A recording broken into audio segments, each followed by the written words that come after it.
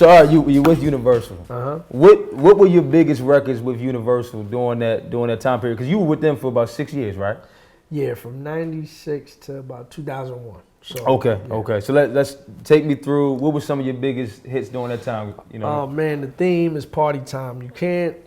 It's inseparable. Like, matter of fact, people know that record more than they know Tracey Lee.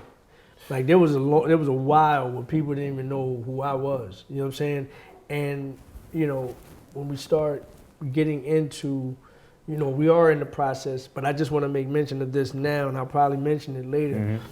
That record was so big, but I mean, it was bigger than the artist. But the record being bigger than the artist to me is a problem. Okay. So that means you didn't properly set up the artist. You see what I'm saying? Oh, this is part of the process, so you can talk about it. Oh yeah, no. We're gonna get there, but I'm gonna answer your question directly first. Okay. So we had the theme. The theme was on Billboard charts for 37 weeks. Okay. This came out before the album. Before the album. Before the album. Okay. The joint dropped the single dropped in January. Okay. Of 1997. Okay. The album dropped March 25th, 1997. So you talk about an 8-week run.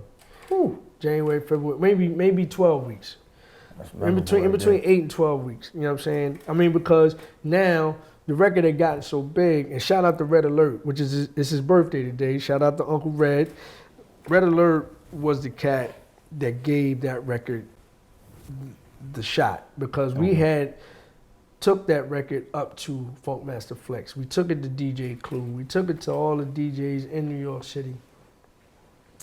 And you know, and before we spread it around the country, and you know, cats was like, and I think part of the reason why is because I wasn't from the city and I wasn't in those circles. Okay. I literally kind of came out of nowhere to them. You know what I mean? Okay. Even though I had been on my grind, I came out of nowhere to them. I came out of nowhere to everybody in the country. You know what I mean? So it was like, who is this? Da da da da da. Matter of fact, we serviced them a record before that record. We serviced them 2 records. It was one record that I did with Faith Evans called Showtime, which was really supposed to be the first single, but they wouldn't play it. You know what I'm saying? Then I did another record called I Like It Like That, where I sampled the D'Angelo record, the Lady from D'Angelo from the Brown Sugar album. And we couldn't get that record cleared, but we gave that to Kid Capri, and Kid Capri wanted that record so bad. And every time I see him, he was like, yo, why didn't you release this joint? Couldn't get it cleared. So then the theme came along, and again, we gave it to cats. Nobody would play it, and then Red Alert heard that joint.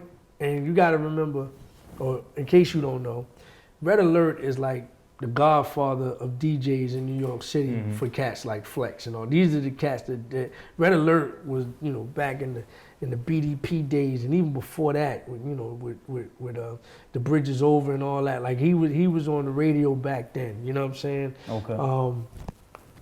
When he put the stamp on it, he said it was a go, that everybody followed suit, and then all of a sudden this record just takes off. And so we released that joint in January of 97. It stayed on the charts for 37 weeks. That was by far the biggest record that I had.